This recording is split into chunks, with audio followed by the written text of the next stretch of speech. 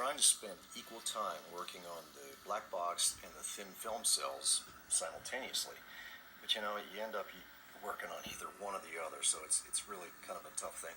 But anyway, I have developed a really interesting new cell. I call this thing, for lack of a better term, I call it a USB cell.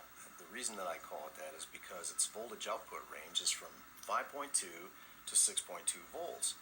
And you say, well, how can it have that much range? Why wouldn't it just be stabilized at one voltage? Well, if you put it in the freezer for a few hours, pull it out, it's still going to be 5.2. But if it's in a little warmer environment, it can pick up an extra volt, go up to about 6.2 volts, which is pretty warm in here right now. But you can see that the thing is just totally encompassed in a graphite grid, and which that makes it a little bit more sensitive to thermal activity, and hence it expands the silicon and picks up a little bit extra electron activity inside between the plates.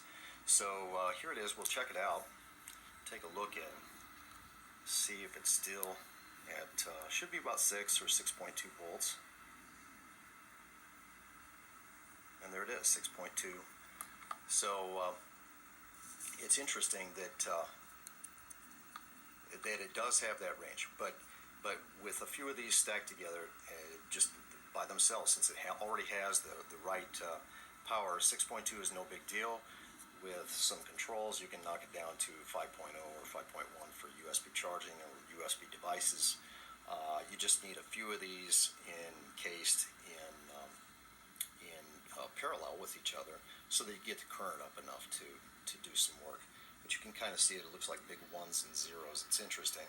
It's almost like a digital cell, but it's pretty neat, and it's thin film. It's flexible. So that's it. I just wanted to show you what I was working on right now.